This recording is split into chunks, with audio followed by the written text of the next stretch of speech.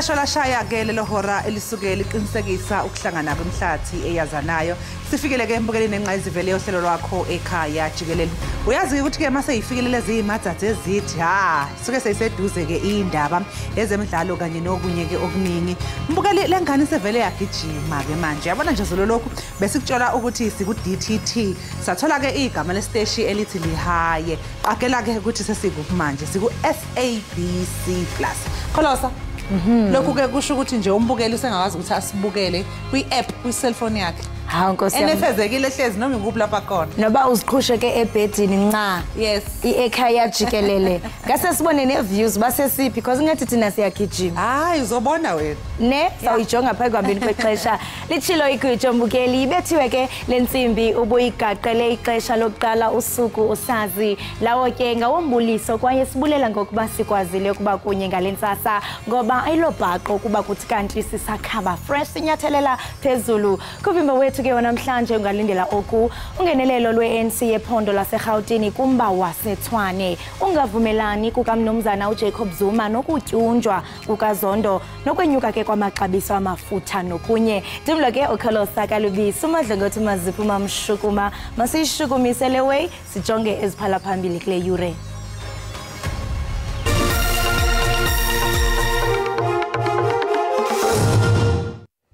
Continue to engage not only with EFF, with other that are involved in this process. Anything that does not speak to our people and their services, we have a problem.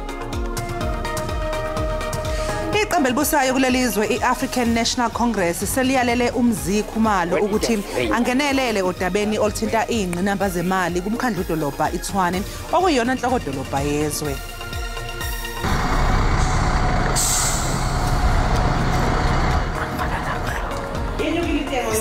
Zolo nokusho ukuthi ke abashayeli beimoto bazosifaka sigamanxa isandla ephaketheni. De la República Portuguesa, Antonio Costa.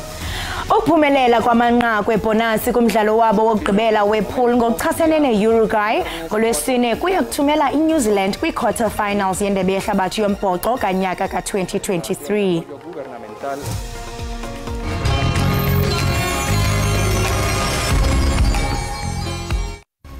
Namukelo omuhle noma ngabe kunezindlu zodaka kusekhaya lapho lalela ekhaya Jikelele ikhaya lemfudumalo siyakwemukela ngeyifudumela izandla bize ex yakho induna umthatho ongakini ikhansela nenkosi ungababiza besondele bengaphuthelwa umsombuluko kuya kulesihlanu ubatshele bezobukela indaba ayinohlonze zithulwa abasakazi abanohlonze ezemidlalo ezokungcebeleka nesimo sezulu asambeke.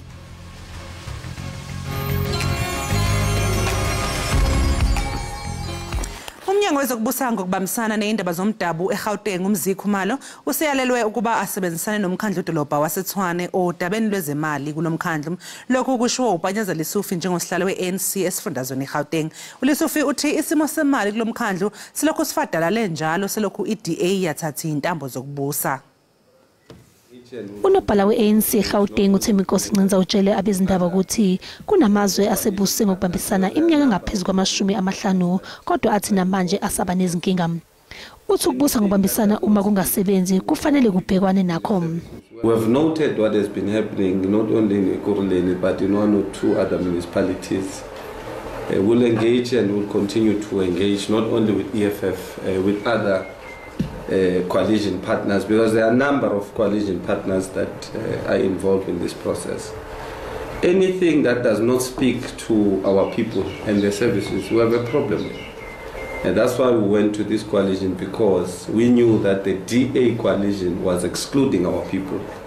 Usihlalo we-ANC eGauteng uPanyaza Lesufi uthi inkinga yamanzi iyo ekhathaza kakhulu kulesifundazwe. You're quite aware that in our province there are serious water shortages across our regions.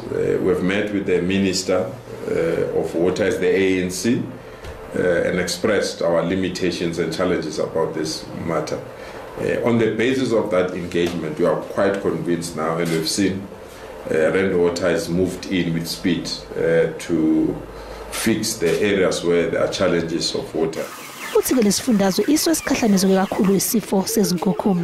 We have been briefed by our agricultural department, because Gauteng is hard hit, and that's the reason why you see even eggs trending. Our team is dealing with this matter, and we are hopeful that we will be in a position, obviously with the assistance of national government, we'll also be in a position to resolve this agent matter so that we don't have challenges of chicken, nor challenges of eggs.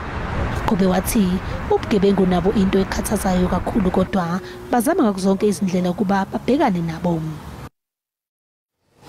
Jacob Zuma Foundation ithi owayesakuba ngumongameli uJacob Zuma ujike wabhenela kwinkundla ephakamileyo yaseGauteng ePitoli ukuba ibhengeze ukutyunjwa kwamongameli wejaji eyinhloko uRaymond Zondo ngokuchasene nomgaqo siseko.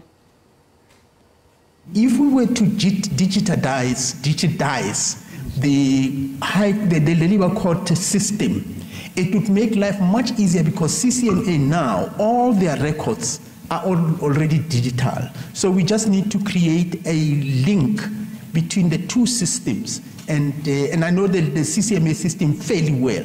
It's very pliable and very accommodative of linking into other systems. Ijaji elengamele inkantolo ephakeme eGoli uEdwin Mulahle litshele ikhomishana ebhekele ukusebenza kwezinkantolo iJSC ukuthi izinkantolo eziningi zaseNingizimu Afrika azisasilele emuva ngohlelo lwazo lokusebenza nenqgalazizinda yazo. Lokhu ukushe ephendula eminye yemibuzo yamalungu alikhomishana njengoba phela beqhubeka inhlolo khono yabagaqele ukuvala izikhundla zamajaji nesephini likamengameli wamajaji enkantolo yezisebenzi.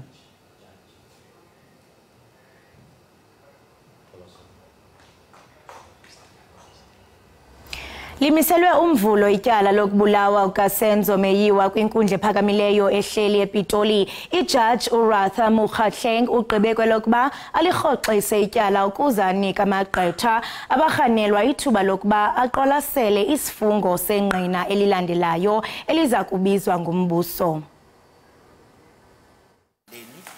U-Advocate Zandile Mshololo upheke uConstable Zungu ngembuzo mayelana nobufakazi bakhe obuthi wayenomsolwa ngosuku kwadutshulwa ngalo uSenzo Meyiwa.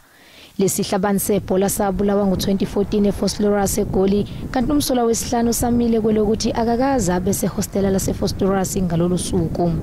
The accused says that he never went to Busuthu hostel in Fosloras, as we have said. From around 5 when those pictures were taken, he moved to his place where he was staying in a flat in Johannesburg, CBD. But there isn't anything that I can comment about because you are telling me. Umsholola akakwazanga ukuphothula ukupheka ngemibuzo ngoba ethi usafuna ukubukisisa imininingwane ekhombisa izikhathi nezindawo zezithombe ezatholakala kumakhalekhukhwini womsolwa wesithathu. Ngenxa yalokhu ufakazi omusha akabangisalithola ithuba lokuqala ukwethula ubufakazi. Firstly, there's a witness that the state intended to call. He is here. It's Lieutenant Colonel Hose. He is going to testify about the downloads. He's a cell phone analyst. Was going to testify about the downloads of the cell phones that were confiscated from accused number 2 and 5. His report was only received on Friday, my lord, and the defense were given copies on Monday. Leli cala lizoqhubeka ngomsombuluko. Bazosifaka sijule ephaketheni abashayeli beimoto kusukela njengoba umnyango wezamandla namagugambi wayo wenyuse zombili inhlobo zopetrol kanye nodizili. Abathengi bathi ukwenyuka kwentengo yopetrol kubakhinyabezi kakhulu. Zombili inhlobo zopetrol zinyuke ngemali engaphezulu kwerandi litha. Udizili wona unyuke ngemali ecishe ibe yamarandi amabili ilitha. Amakhaya asebenzisa uparafini nawo kuzozwela kuwo njengoba wona unyuke ngamarandi amabili namasenti amabili. Phela kudala sathatha sifaka u350 igcwala imoto yabo. Ayi manje base kufaka u500. Dadi imali kanti base uyayifuna imali ngala yabo ukhala ukuthi installment sinyukile na Toyota. kuyasikhinyabeza kakhulu ngoba mawunyuka upetrol nemali yokugibela iyenyuka emateksini sigcina sesikhokha imali enkulu emva kwalokho bese kuqhubeka kuze kugcine ukunyuke nentengo yokudla futhi. It used to be full by 1,100 rand, but it went up to like more than that now, and I put 700 rand. I don't see any difference. It's just up to the half of the gauge, and I'm so frustrated. Namagaraji nawo ashayekile njengoba abashayeli sebethela upetrol omncane kunakuqala. Kuyasilimaza kakhulu thina ekudayiseni ngoba amalitha esiwadayisayo ayancipha mangabe kunyuka iprice kapetrol. So njengamanje ama customer ethu isikhathi esiningi upetrol awuthenga ngokwamarand akawuthengi ngokwamalitha. So umuntu ofike izolo upetrol ungakanyuka wafike wathela ngo100 rand, inani lamalitha bekade lithola izolo nenani lamanilitha azolithola ngosuku lanamhlanje alisafani. Umnyango wezamandla namagugu ambiwayo uthi lokwenyuka kwentengo yopetrol kubangwa ukuvalwa kwamaziko akhiqiza uoyela eMelika.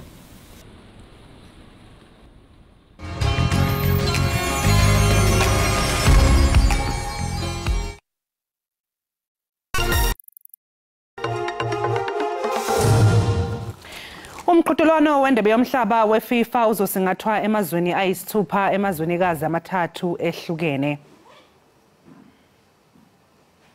Lo mqhudelwano wendebe yomhlaba ka2023 uzosingathwa amazwe iSpain, iPortugal neMorocco. Kepha ke imidlalo yokuqala emithathu yokuvula izosingathwa amazwe iUruguay, Argentina kanye neParaguay. Lokho ke bazobe bekwenza ngenhloso yokubungaza iminyaka eyikhulu kwasungula umqhudelwano wendebe yomhlaba weFIFA. Lamazwe azokwethula ngokusemthethweni ke ngonyaka ozayo ukuthi yiwo azosingatha umqhudelwano wendebe yomhlaba weFIFA ka2023. Kanti ke ukuphumelela kweNew Zealand inqaku lebonus kumdlalo wayo wokugqibela wepool ngelixa ke idlala nayo iUruguay phezolo kuyakuthumela iNew Zealand kwi-quarter final yendebe yehlabathi yombhoxo ka2023. Kulindeleke kuba iNew Zealand ibethe iUruguay njengokuba ke yenzayo pha kwiNamibia nakwi-Italy emva kokubethwa ke kumdlalo wayo wokuqala neFrance. Nangona kunjalo ke eliqela laseMzantsi Afrika laseMzantsi Melika Gxebe lingakhe ke lizilwele ngamandla kunokuba cinga neli qela lisabethiwe yiFrance kumdlalo wabo wokuqala wendebe yehlabathi. I think the great thing about this team and this tournament is that we've focused on each week as it's come, and that's been the way it's been this week. You know, we can't look past Uruguay. For as long as I've been playing, one of the toughest challenges of the week is preparing for a team that you know that will be easy to overcome. And when that happens, you tend to leave stones unturned. You take it easy on some areas, but for as long as I've been in this environment, it's about our standards, and that's what's important to us. And no matter who we play, our intention and our focus is to go out there and play to our standard, and have a performance that we can be proud of. Usabukele Ekhaya Jikelele khumbula kaloku babukela into yobana ningasifumana pha ku SABC Plus. Xelela umeza kube mnandi ekhaya. Kanti ngoku masithi qhwi siyobhatala amatyala sabukele Ekhaya Jikelele.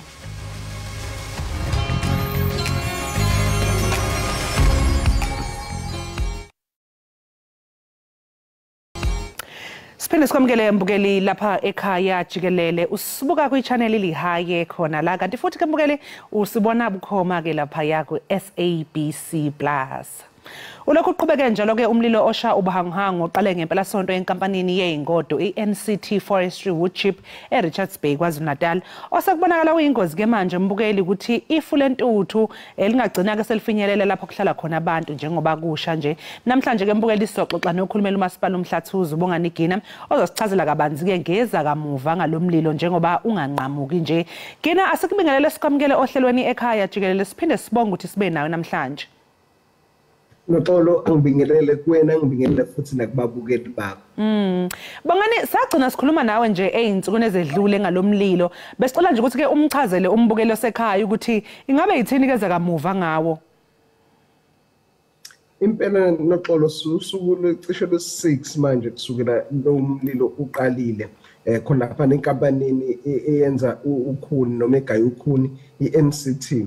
kanti ke okukhulu nebesikuzama manje khona ngisho ukuthi kuyimpi enkulu engabukeki futhi izophela manje inalo likoba lomlilo leli kodwa nje siyathola usizo kakhulu kodwa ke sekwenzekile kamuva ukuthi sekuhlelwe i-Joint Operations Committee okuyikomiti leli le-JOC ehlanganisa inhlaka ezahlukahlukene zakuhulumeni private sector nezinhlangano ezingahlangene nohulumeni lezi esibisa ngama-NGOs and NPOs inhloso lezo lephansi kwalezo inhlangano sibala Richards Bay Clean Air quality management ezaka-co-opta in the province kumasipala omhlathuze King Bekawu District Municipality kanjalo nabanikazi bey'nkampani lezi ey'thintekayo kanjalo nalezi okungenzeka ukuthi zibe sengcupheni yokuthinteka. Leli komiti lihlangene kokuqala izolo ngo-9 ekuseni ukuqinisekisa nokuqhamuka namasu ukuthi yini okunye okungenzeka ukulwisana nomlilo.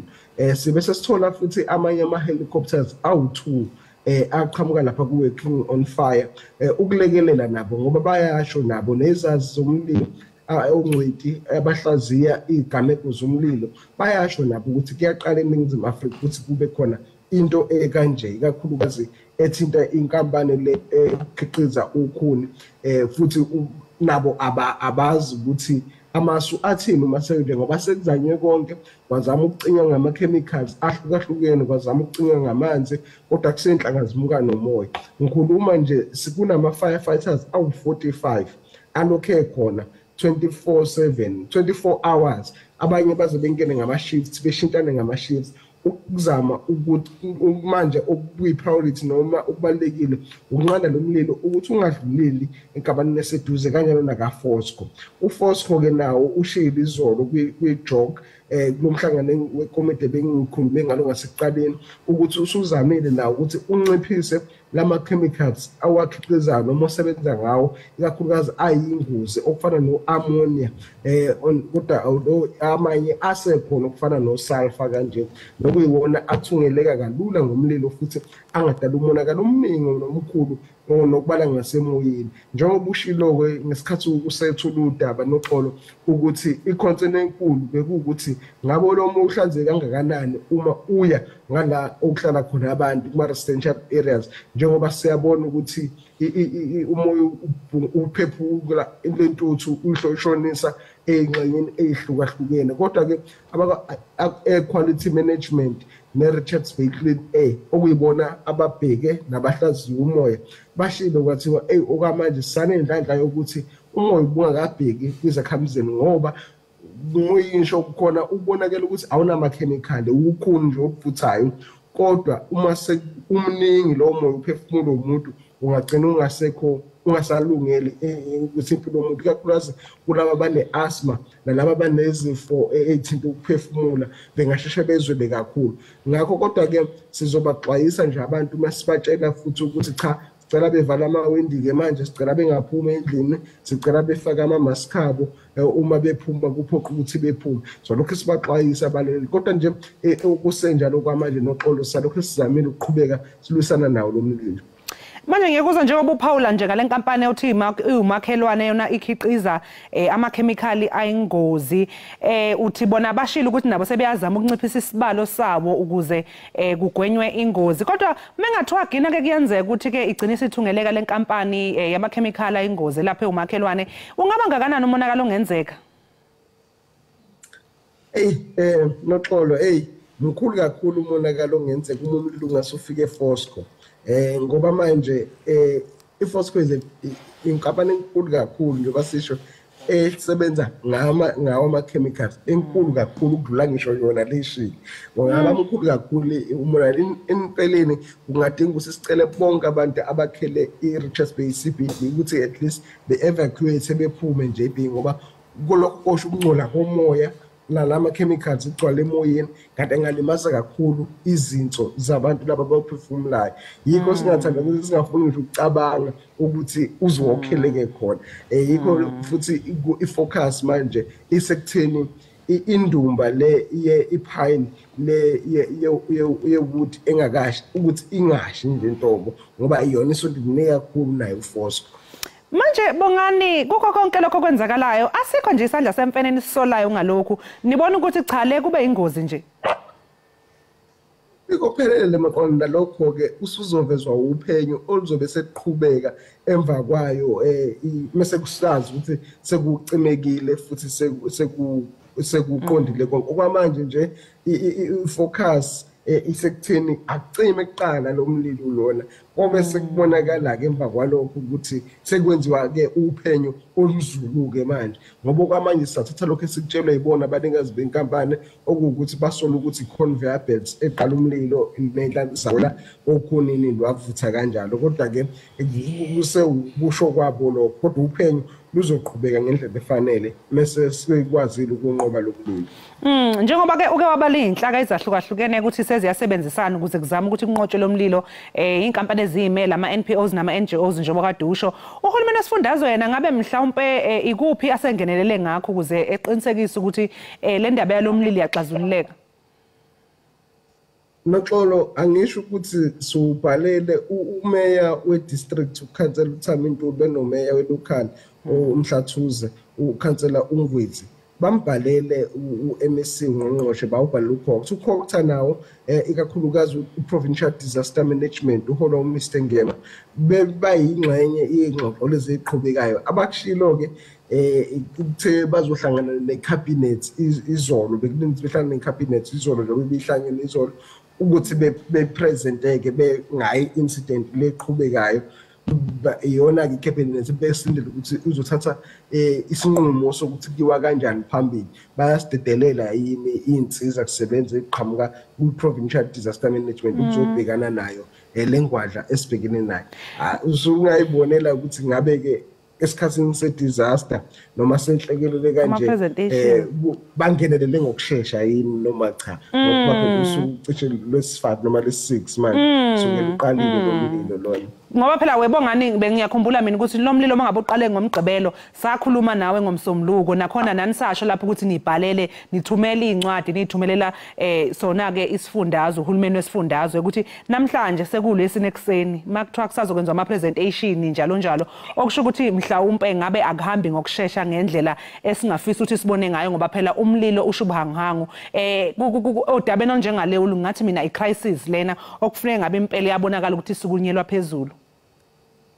Kunjani impela nathi sikholelwa yiloko ngoba isimanga sekuze kusuka oncidi umlilo abasuka as far as Johannesburg kwenye province ukuzama ukuzolekelela lapha inhlaka ezimele ezahlukahlukene kuzazona nosomabhizinisi abayimele bayeza bazoxhasa laba ama firefighters abacisha umlilo ngezinto ezahlukahlukene kodwa ke hayi siyathemba ukuthi na uhulumeni wesifundazwe uzokubona ubukhulu walodaba nengozi engenzeka uma unganqandeli lo mlilo mase beyaba on board. Manje ngokubona kwakho ke Bongani nizokwazi kodwa ukuhlangabezana nomnqamlajuqu kwesikhathi ke naniyibekele sona ukuthi nobe senucimile noma ubone ukuthi mhlawumbe kusazothatha isikhathi esithe xaxa. Uma saqhubeka sisebenzisa lezi zinto zasebenzisa nazo njengamanje eziningi nazo cha ukucima kwalo mlilo angiboni ukusazothatha mhlawumbe isonto kodwa mhlawumbe emva kwamasonto amabili ke mhlawumbe ngabe sekubonakala umehluko emva kwamasonto amabili kuya kwamathathu. Ngakwazi imali khona Bongani kuhamba kanjani beningakaze yini mhlawumbe ukuthi ke uzodla malini lo monakalo? Ngokusho kwayo inkampani le iNCT ngokwayo lo mkhiqizo lo wabuloshibe ulinganiselwe nanini elu1 billion rand mase bashelwe namabhilidi bashelwa na imshini yabo kwamanje umonakalo odalekile uyila ko 3 billion rand. Webongani mhlawumbe lokho ngabe kusho ukuthini mhlawumbe ngekusasa mhlawumbe going forward singathi ukunqanda igameko enjengalezi ikakhulukazi eindaweni ezifana neRichards Bay lapho khona amafem akhiqiza izinto amakhemikhali ayingozi njalo njalo mhlawumbe ubona ukuthi izinto ezifana nezinsiza zokucisha imililo kanje into enjalo njalo akumelanga mhlawumbe kube ama resources or ingqalazinda eziseduze mhlawumbe nendawo ukuthi uma bekuthiwa kuyenzeka nje ukuba mhlawumbe ngabe uthe uyaqala lo mlilo in the first hour noma ngehora lokuqala zonke lezi zinsiza zafika mhlawumbe ngabe kugwemekile. noxolo angibancome abacima imlilo bethu kube njalo impela njengokusho ngenhlanhla lomlilo uwenze kanje lapha ku-MCT Khambane cishe umasipala ungango-2 kilometers ukusuka khona ukube ekuthanga ngokushesha futhi izimoto zazicishamlilo cishe lapha kumasipala semhlathuze ziyisithupha noma ziyisikhombisa iy'moto zeyicishamlilo okubalwa ke nalezi enamaleda amakhulu zokugibelela phezulu so umasipala wona ngokwawo it is well equipped ukudila nokubhekana nemlilo kodwa akekho okucabanga isigameko somlilo ongangalo nonje futhi ke le i-disaster ongeke ubhekane nayo uwedwa ezodinga ukulekelana nenhlaka ezihlukahlukene ingakho sekuze kwasingathwa naleli i-joint committee ukuthi ikwazi i-joint operations committee i-JOC ukuthi ikwazi ukubhekana nawo ngokubambisana ngoba esikhathini senhlekelele awukwazi ukuthi hayi ungakhomba umunye ukuthi hayi nimele nenkampani eyimele nini omele nibhekane nayo ngoba sinama-bylaws vele ashoyo ukuthi inkampani uma isebenza kanje fanele ibe nayo i-fire hydrant yayo fanele ibe nazo iy'nhlelo zokuthi uma iqhamuka umlilo izobhekana kanjani nawo ukuba ngenelanga ngendlela nangesikhathi ama-firefighters ethu ngabe sikhuluma ukuthi mhlawumbe ngisho izindlu zabantu ey'shile ngisho lo mlilo ufike ngisho edolobheni kodwa ngokusebenza kahle kwabo nangokufika ngesikhathi ngokushesha bakwazile ukunqanda bawubuyisele emuva wagcineka nje enkampanini la uqale khona kade usuphumele ngaphandle kodwa Sasophetha nje ke Gina ngabe uthina umlayezo wakho ke obhekiswe nje ebantwini abahlala ngakule ndawo eshayo ngoba phela sizule nawusho ukuthi ke ingase ibaphazamise intuthu siyabacela kakhulu abahlali bethu siyabona ngenxa ukuthi le ndawo engasemgaqweni uJohn Ross Highway umgwaqo omkhulu sababona abanye lokho bemisa imoto eceleni befuna ukushutha nayo into abangajwayele siyaqonda lokho kodwa siyacela ukuthi bengakwenzi lokho ngoba kungadala ezinye ingozi ezingenasidingo lapha emgaqweni uma sebevesane bema noma kanjani emgaqweni ngoba sesuvulile umgwaqo umuntu sike sawuvala suvulile manje ukuthi i-traffic ikwazi ukuqhubeka kahle ngendlela manje kodwa ke kunale chance abantu bayama beshutha abanye besuke emakhaya bezopaka imoto zabo siyacela bengasondeli kwakusondela abantu ngoba asithandi ukuthi kube kusadilwa nale nhlekelele mase kwenzeka enye futhi eceleni bebekezele nje bethemba ukuthi sobazisa uma ukuthi hayi nathi siphuma esandleni isithanda ukuba nzima ngathi ngoba nikhona nani ukuthi nisilekelele ekutheni sifinyelele kona umphakathi nathi futhi ey'nkundleni zethu zokuxhumana njengalapha epage la Facebook wasemhlathuze silokhu siwafakile njalo ama-updates uma kukhona okwenzekalayo sobathumelela imiqhafazo sibathumelela ama-updates simemezele ngisho kwabezindaba impela ukuthi hayi la kubonakala kakhulu faka namamaski noma yenzani ini behlale nje belindile kanjalo. Sibonga kakhulu ke bonganigina ngesikhathi sakho namhlanje kuseni hayi siyathemba ukuthi lo mlilo uzohamba ugcina usunqandekile. Noxolo siyabonga kakhulu nokuzwelana nathi nanosizwe enisilekelela ngalo nani ningabe izindaba ekutheni sikwazi ukudlulisa lo myalezo obalekile ebantwini abadinga ukuzwa nokuthi sibehlisise amaphaphu sisho ukuthi cha isimo kwamanje sisanqandekile sibonga kakhulu. Kubonga thina lowo ke mbukeli bekubonga nigini okhulumela umasipala umhlathuze lapha ya eRichards Bay esifundazweni kwaZulu Natal besikhuluma naye ke ngesigameko somlilo waqhubuka ngempela sonto enkampanini yezingodo eRichards Bay kwaZulu Natal. Khumbula ke mbukeli ukuthi indaba zethu ziyatholakala bukhoma live lapha ya ku app SABC Plus ngakho ke mbukeli nzisiqiniseko sokuthi download ama ukuthi awakabi nayo lo app vele nje ungene efonini uthi download lapha ya ku App Store SABC Plus ukuze uzokwazi ke ukusibona njalo ekseni kusukela ngehora lesithupha kuya ehoreni ngelesishaka lolunye okwamanje ke mbukeli kasinje ke qungasa idolo siyabe emva komzuzwana.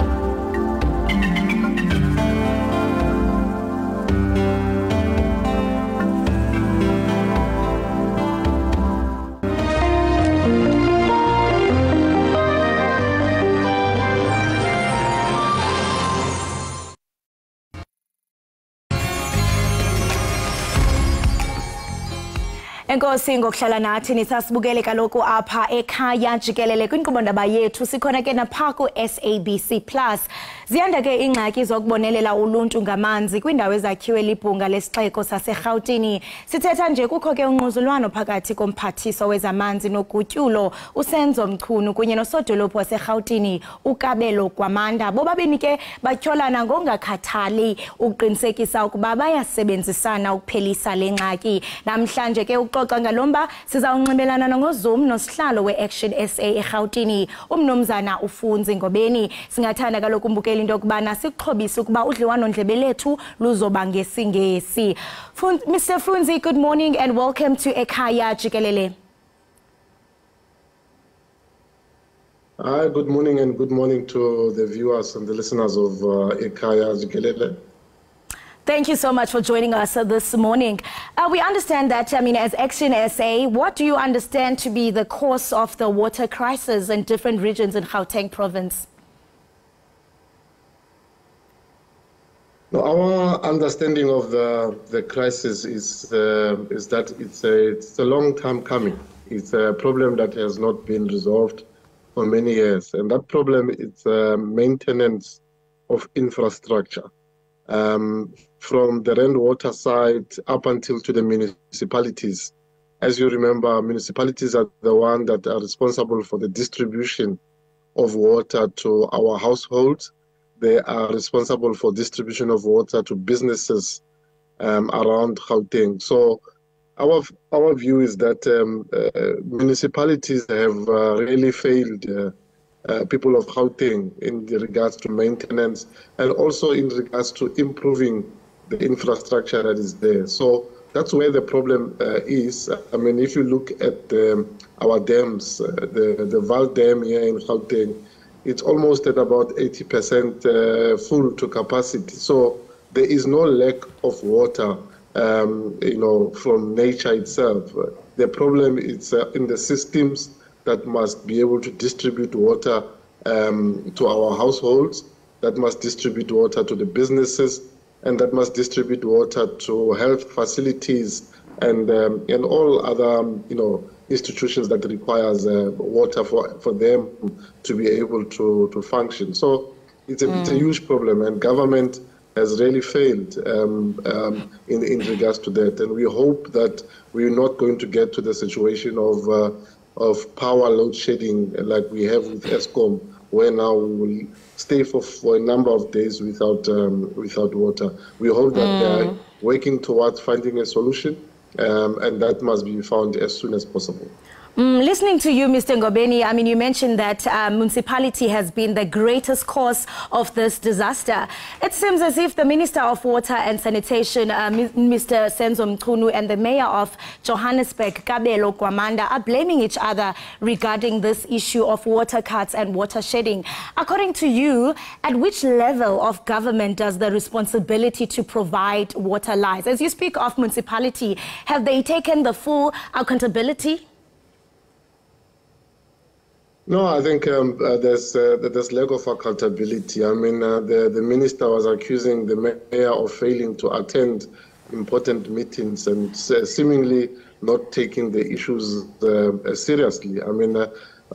We know this mayor of Johannesburg as someone that always hide away from responsibility. In fact, when he comes and try and speak on issues, he is unable to articulate himself and to actually, convince us that he's on top of the issue. So I'm not surprised that he is failed to attend the meetings. I'm not surprised that the minister is accusing him of not taking matters seriously. I think, we must all, remember that Panyaza Lesufi, the Premier of Gauteng, the ANC and the EFF are the ones that have put this incompetent mayor, at that office of the mayoral office in Johannesburg. So they must take the full blame of his incompetency, and they must take the full blame of what the minister is accusing him of. He needs to come to the party, or they must remove him and give the people of Joburg a new person that can be able to deliver and that is able to to live up to the challenges. And speaking of accountability, I mean, you have also written to the Minister Mchunu about the issue of water crisis, where you want to know about the duration of this watershedding, and how long it's going to take, and also the communities that are affected. Is it because there are no measures in place to resolve this crisis? And I mean, would you say you have received any response, any progress, or is your statement addressed?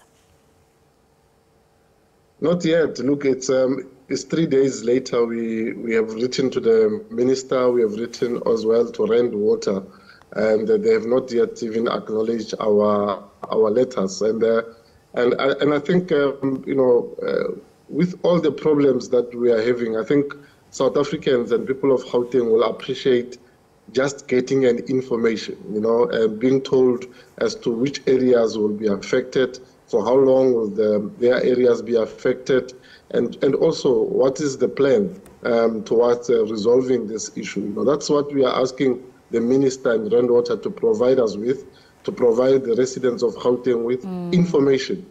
Information is key. It will help us to manage our affairs on a daily basis. It will help businesses to be able to take mitigating steps of trying to still operate within this constraining environment. So they just need information from them, and that's what we have asked the minister. And 3 days later, he has not responded. But we will not tire. We will not get tired. We will follow up this message, and even if it needs to be, we will have to then escalate it to the president's office if we don't get a response.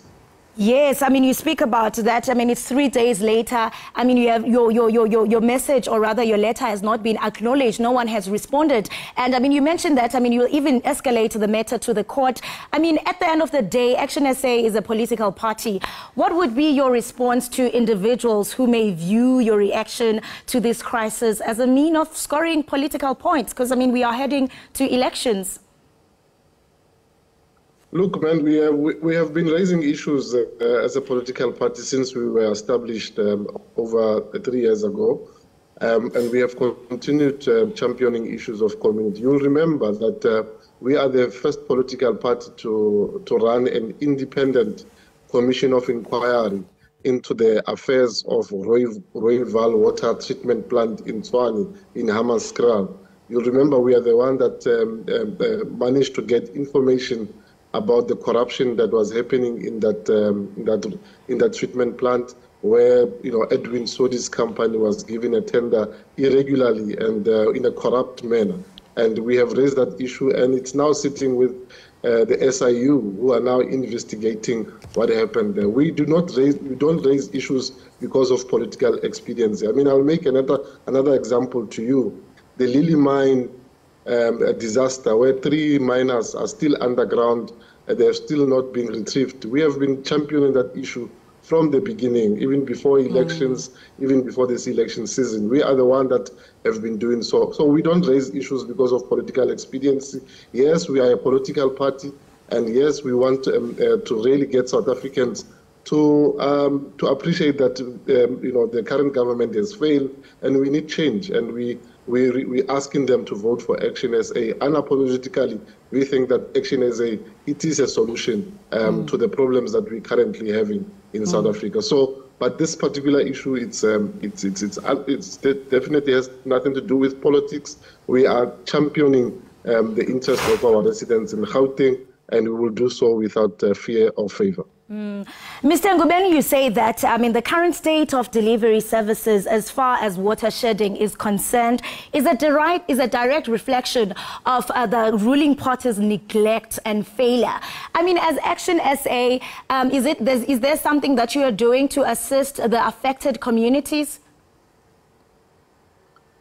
Yes, of course, where we are able to contribute within our limitation, we do contribute. I mean, I've just made an example about, the Rooiwal water treatment plant in Hammanskraal. We ran an independent commission that was able to, to put the brakes into the corruption that was happening there. That's massive, and that's been appreciated by residents in Hammanskraal. Where we are able to assist, we do assist the communities And we do obviously call on the private sector and NGOs that have the means to come on board as well and assist where we are. But indeed, the responsibility of all this lies with the government. Those that are in power needs to exercise their power in the interest of our residents and assist where we are, where there's a greatest need. But the most important thing is that which you have highlighted yourself, that the genesis of all this, it's bad governance, it's corruption, it's incompetency that has happened for the last 30 years, and it's across. I mean, it doesn't only affect Gauteng, it affects places like Limpopo. In Guyana, there's a project that was supposed to be delivered of over 4 billion. That project was squandered, and it's still being investigated as well by the SIU. So it's problems across. Our infrastructure is crumbling. It's not only water, it's energy infrastructure. You look at our buildings here in Johannesburg, in the inner city, they are crumbling down. All these things, you cannot say it's an accident. It's things that this government have failed to do, which is maintaining the infrastructure and building new infrastructure for the benefit of our residents. And we must be able to be brave and say they are at fault and they must be removed of power so that they can be able to learn a lesson. Finally, Mr. Ngobeni, I mean, general elections are around the corner. And I mean, we're probably wondering when you are launching your election campaign as Action SA. We do understand that, I mean, you do host participation meetings where you amplify the voices of the public. What are you currently working on at the moment? Currently, we are putting together the last preparation in regards to our campaign. Yes, indeed, elections are just around the corner. I think they will be around May next year. We are still building our structures. We are putting together all the plans, getting ready for example, the registration weekend. It's coming now in November. We are calling on young people and all those that have not registered to vote to come out and register so they can be able to vote in next year's election. That is what preoccupies us at the moment, encouraging the youth, encouraging all those that have moved from KZN, from the Free State. They must come on board and register to vote here in Gauteng so they can be able to help us to remove this corrupt government. That's what we are busy with at the moment, and if all systems go, we will be quite ready to contest the 2024 elections. Mr. Ngobeni, thank you so much for joining us this morning on this very important discussion. Have a beautiful day. Thank you very much and much appreciated. Thank you. Right, Mbukeli wami lo besithetha naye kaloku nguye umnumzana ofinza Ngobeni. Njengokuqonda Mbukeli into yokubana ziyanda ingxaki kaloku zokubonelela uluntu ngamanzi kwindawo ke ezakhiwe libhunga lesixeko saseGauteng. Sithetha nje ke kukho unquzulwano phakathi komphathiso wezamanzi nogutyulo kunye kaloku nosodolophu waseGauteng. Besithetha naye ke umnumzana uNgobeni. Sixelela banze sithi into yokubana baye bakwazi bana babhalele isebe kodwa ke 3 days later abakafumani impendulo kwaye uyatsho into yokubana ubangaba abade baphendule bazawuqiniseka Mbukeli into yokubana bayihambela phambili mhlambe ke bangenelele nakwezomthetho. Uyatsho Mbukeli into yokubana nangona nje le ngxaki isaqhubeka kananjalo uyablame kakhulu urhulumente sithi into yokubana makanyuse ikawusi ukuze kanti abantu bancedakale. Kanti ngokumbukeli ke masithi qhwi pha evenkileni qiniseka Mbukeli into yokubana akukho apho uyakhona. Sikhona Mbukeli siyathanda into yokubana sikhumbuze into yokubana sikhona pha ku SABC Plus qiniseka Mbukeli into yokubana uyangena uxelele umeza axelele umeza kube mnandi ekhaya. Hayi kumnandi ekhaya Jikelele. Mina nje into engiyithandayo ukuthi umbukeli usezokwazi ukuthi asibuke noma ngabe ukuphi, noma ngabe usesitimeleni, noma ngabe useteksini, noma ngabe usebhasini. Thatha nje ifone athi SABC Plus angene lapha kwi-channel lihayi athi ekhaya Jikelele. Mbukeli ke okwamanje asike equnga sayito lo mangabe sesibuya ke Mbukeli sizobuya ke sesingene ehoreni lethu lesibili sesikunikeza ehamba phambili. Uhlezi la elihaye ekhaya Jikelele.